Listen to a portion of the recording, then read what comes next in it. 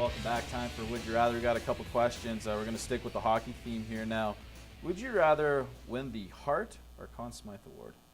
Hart, of course, is regular season MVP, or would you want to win playoff MVP? Ooh. Playoffs. Because if you're the playoff MVP, there's a pretty good chance your team's winning the Stanley Cup, right?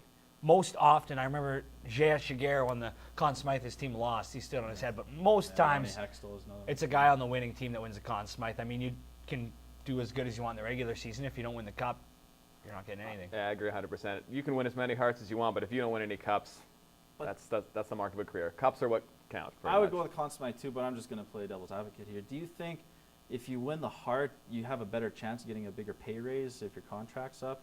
You know, because you play 82 games in the season. If you can put up 90, 100 some points, or if you're good enough to win the Hart, do you think you might get a pay raise? I don't know, because you look at a guy like Gabrick, like nobody cares what he did in the regular season now. They just know that he was putting pucks in the net when it counted. So instantly that's dollar signs. When I look at something like the Oilers Cup run in 06, Pisani did nothing during the regular season, lights out in the playoffs, gets however many years at almost $4 million. Bickle last year, lighted up in the playoffs, gets a huge pay raise. So I would say doing well in the playoffs might actually have more of an impact. Okay. I just want to say on the Gabrick real quick here, you know, he did have 14 goals in the playoffs, so and I think he was making $6-7 million a year. So do you think he'll make the same amount this year, or do you think he'll get a pay cut? Depends. If he goes open market, he'll make more because of his playoff, but if he stays with the Kings, I think he'll take a pay cut. And what will he do? I mean, the guy won his cup. Now is he going to try and get another one in LA, or is he going to? Why would you not want to play with LA? I would stay in LA LA if I was. Core. They only got 4 guys they have to sign.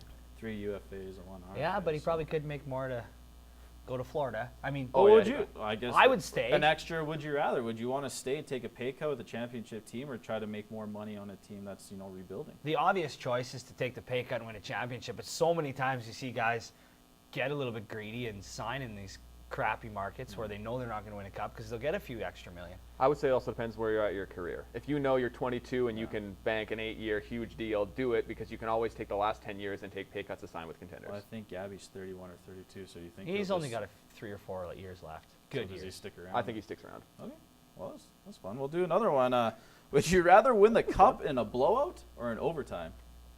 The clinching game. I think overtime just for that moment. Like when Martinez won it, that moment is one in a lifetime. Like when you score the overtime winning Stanley Cup goal, that doesn't happen. And I think it's day. the only time you can get away with Jazz hands, because those hands were going. I mean, obviously, if you could win in 4 and your team could dominate, you'd love that. But growing up, what kid wasn't on the pond pretending it was overtime, Game 7, scoring that winning goal? It's every kid's dream. Yeah, it's the dream. And it was just the complete opposite of the Kings. In 2012, the clinching game, they won 6-1, and then double overtime win. Yeah, I think it would be pretty cool to. Now, would you want to be on the ice when it happens, or would you want to be on the bench when it happens? I want to be the guy that puts on it the in. ice. I want to be the guy putting it in, but I'd be on the ice too. Would you want to be the guy to put it in, or be the guy to set it up? Because Tyler Toffoli, I believe, took the shot on that.